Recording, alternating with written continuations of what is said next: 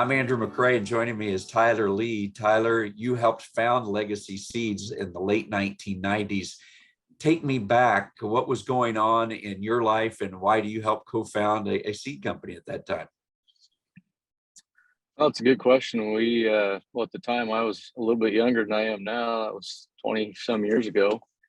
But yeah, I'd been working for an alfalfa seed company in the production operation, and was just a young kid going to school, and knew some of the guys that I was working with there, and due to market conditions, and actually there was a consolidation of a lot of forage and turf companies at that time, and a lot of those companies had sold to a company by the name of AgriBiotech, and they were trying to advance forage and turf in different areas, and I was a part of working for them, and their plan didn't necessarily come together very well, and or at least didn't move on very good, and so at some point we recognized through their ultimately the bankruptcy of that company that we still wanted to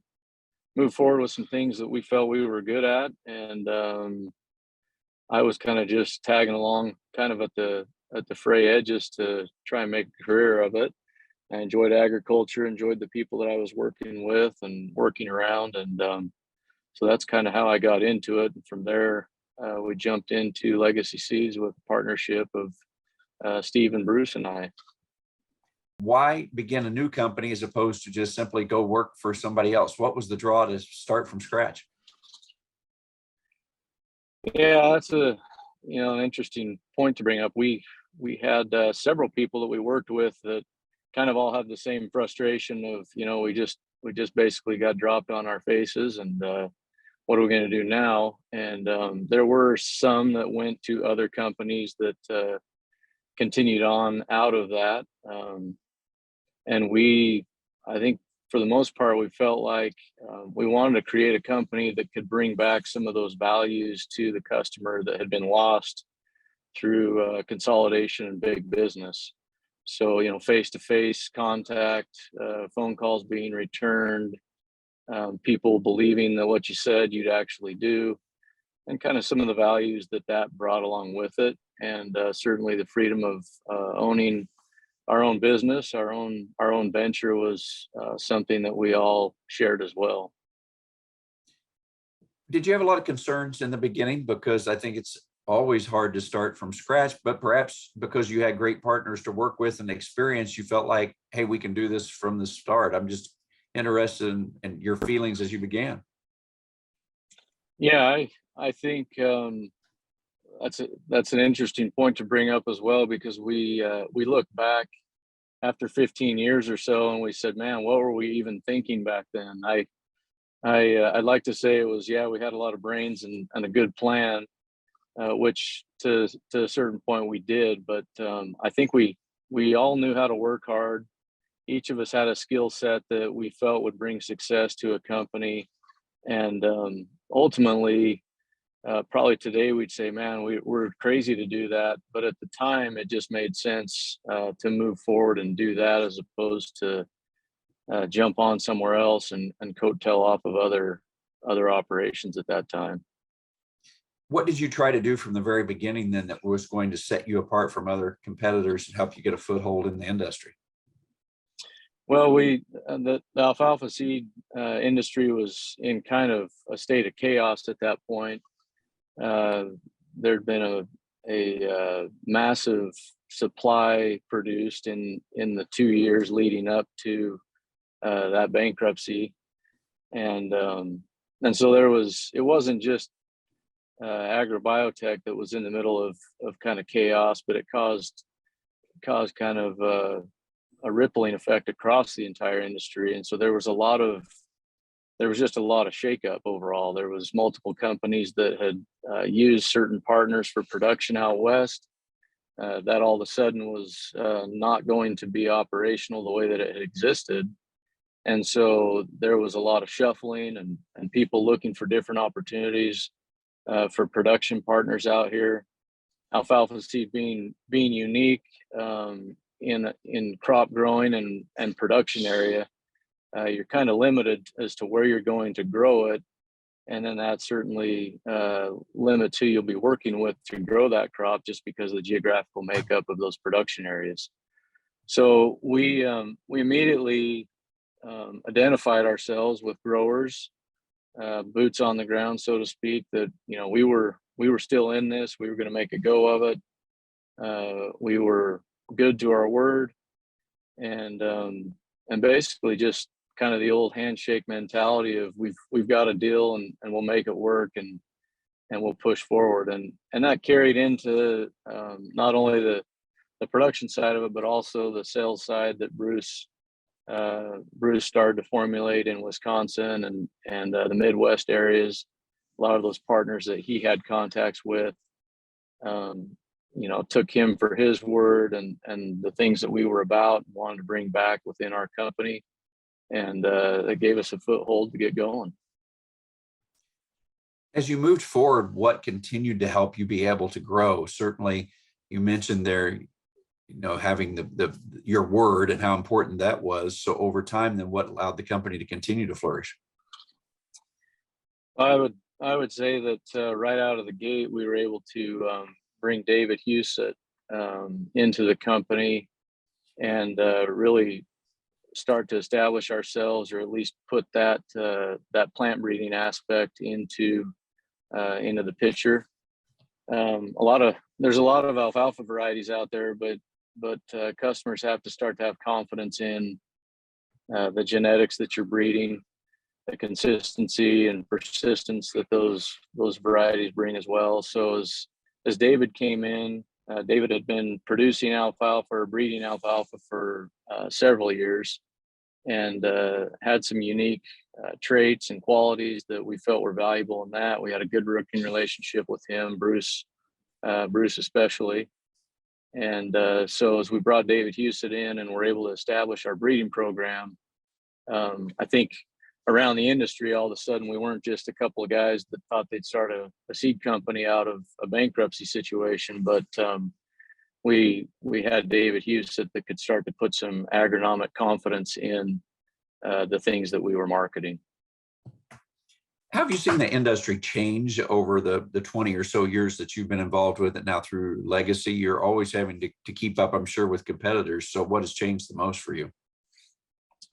Yeah, it has changed a lot. At different times I've wondered what could change that would make things really different, and how would we react to that? And over the last 20 years, I think we've seen just in that progress from the late 1990s, there's been consolidation that has never returned back to how we did see it prior to that. There's fewer production companies. Breeders are getting to be unique. It's hard to find alfalfa breeders that have passion for alfalfa alone, like it seemed there existed back in the 90s in those companies.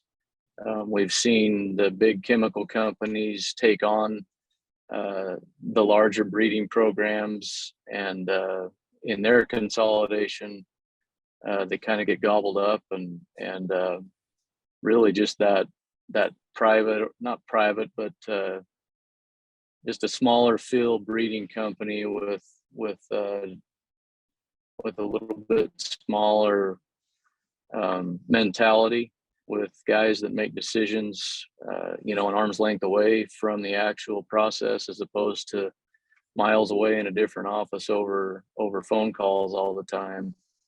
I think that's probably been the biggest change, is the small town feel, I guess, if you will, has kind of been lost. What do you have to do then to still stand out today? Has that changed at all to be able to continue to be a leader in the marketplace? Well, in some ways, yes, and in other ways, maybe not as much. We're always trying to evolve, and certainly with technologies and different farming practices, market conditions. We're always looking for things that have changed, and we've seen some of that in diseases. We've seen biotechnology become a part of the overall alfalfa production culture and growing environment. So we've seen some of those type of changes take place, and as we adapt to some of those things and find value in them or evaluate whether or not they are beneficial, that certainly is a part of it. Overall, we also see some change in alfalfa usage. Nutritionally, we've had to adapt to ways that we breed and market alfalfa to make sure that we're giving the dairy industry and others the products that they're looking for as it relates to their feed nutrition and how that works in their programs.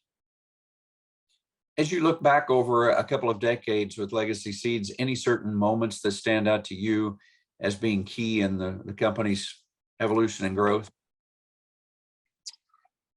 Yeah, aside from our breeding program really taking off and feeling like we had a place in the industry and were recognized with the alfalfa breeding in the early 2000s, I think 2004 and 5, we brought on the licensing for corn and soybeans with several large trait providers, and that really rounded out Legacy Seeds as a company that could offer corn and soybeans and wheat along with the alfalfa. The interesting thing is, all of that is a good package for each other. We realized that we couldn't survive just as an alfalfa company. The way that everything evolved out of that bankruptcy in the late 90s kind of painted the picture that you'd need to be a full service alfalfa, soybean, corn, and wheat to offer those products to a farmer, and certainly have integrity behind all those products to give them a value for what you were offering them. And I think that culmination of those crops coming on to Legacy was a big deal. We brought on some great people at that time that helped pioneer that process, and ultimately the hard work that was offered up at that point in time paved the way for future success that we saw later on. So what keeps you motivated today in the industry? It's still a piece of your life, I think, that's pretty important. Yeah. I've always been pretty competitive to a certain extent in different things, whether it be hobbies or activities or other things that I do. But yeah, we're in the middle of change right now in the industry. We've got a whole different agronomic lookout in the things that are going on in agriculture right now.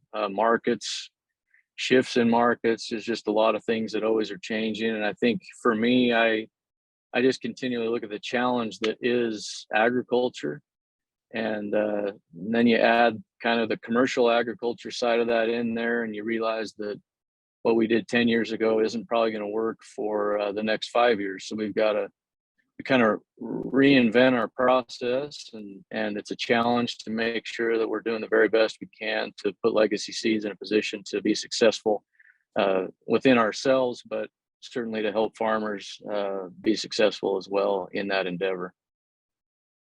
Any other things that you would like me to know that maybe I don't know to ask you, because certainly you've been there from the beginning, as you just look back, whether it's the past and the history of the company or even the current day that you think is important for people to know? Yeah. Well, I think, looking at all those things and the questions you've asked, it's interesting that probably the things we've seen in the last 20 years, at least in our industry, and some of the smaller family-owned businesses are really just getting harder and harder to see be not only successful, but just continue to exist as they once did. It seems that consolidation seems to be the way that things go. A lot of the bigger chemical companies and seed companies just continue to get bigger, and it's harder and harder for smaller companies to continue to succeed. I think we found some success, and we're still learning all the time to figure out how to make sure that we can maintain that small family business feel, but compete in an environment that our competitors and the surroundings are just so much bigger, and I guess the forward mass that they have is just it's definitely different than what we deal with at Legacy Seeds. But I love dealing more in that small feeling and the relationships that you have at that level. Tyler, I appreciate the time and learning about the company. Thank you.